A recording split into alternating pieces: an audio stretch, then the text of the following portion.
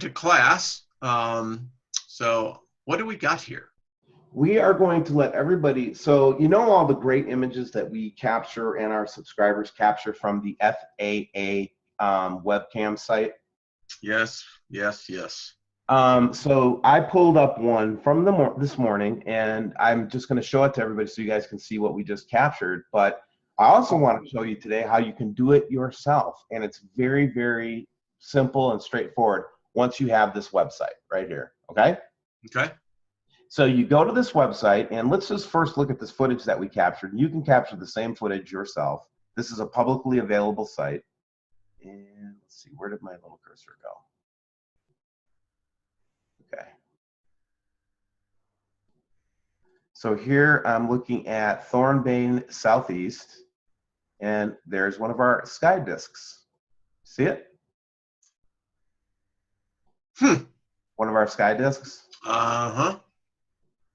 It's stationary, it doesn't move. And then we get this really neat rainbow over here. Yeah, that is just... So obviously at sunrise, we would want to be looking at the eastern facing cameras. So now let me show you how to do it yourself. So you go to this website, you find the map selection, you select map, and you can see all these different locations where there's cameras in Canada and in the United States, Alaska, okay? Now, what I did was I just picked, what I'll do is I'll just pick around and look at different cameras and see if they've got clear skies first. And then if they've got clear skies, then I'll, and it's obviously sunrise, so I'll look to the east, grab the loop like this, and then it'll pull up this kind of a thing. And by the way, this is a big light that's at the side. I just know about that, so I'm going to go to where the light is off. Oh, look at the chemtrail. Yeah, nice, beautiful chemtrail. Another one. Something big and blue over here, kind of going to the left. And then look at the halo there, Wayne. Well, I was just watching that. I didn't think a sundog actually moves up, but that one did. Well, we know that's just the halo. Yeah, look at that. Look at that. Yeah, right? So you too can get this kind of amazing evidence and footage on your own by just going to this site, guys. Go ahead, Wayne. What were you going to ask? Well, listen, I want to stop here because the phenomenon of the halo that we talk about seeing the sundog, right? Yep. The sundog is what, at 23 degrees off the horizon, right or left? They say 22 degrees it has to be, but I've seen the halo at, straight over my head It's before. not 22 degrees. No, that's below 10 degrees. That's like 10 degrees. So what do we have there? We have the outer rim of the big red halo. I keep saying that. Well, don't get upset now. I'm learning here because my point is that I'm trying to go by the published science that when people look at this, they say that this is how this phenomenon is caused. But that kind of disproves that theory. And then, of course, the other one, how do they get the halo in space? Well, there you go again. I think that we've done a good job debunking the explanations that they've had. And, to be quite honest, you and I don't have any better explanation. It's just a theory.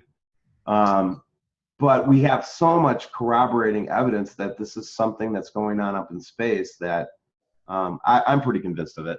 What's interesting about this picture as well, look at the chemtrail. It's in front of the halo itself. They're always trying to cover up those halos, right? Yeah, you would think that the dispersion of the aerosol would actually integrate with the ice crystals, right? Yeah, look at the timing of it too. Well, actually, I can see that whole object moving with the sun. Do that again. You see it? Right there. Stop. Yes. Well, and you can actually see it track with the sun. Right. Interesting. It is interesting. Okay. But again, I just randomly picked a picture from this morning, saw clear skies, clicked on where I knew I'd see the sun, and wham, here's a picture. At least. I'm saying, you can be a Nibiru researcher too. I hate saying Nibiru and Planet X. I only say it because I know people understand the term.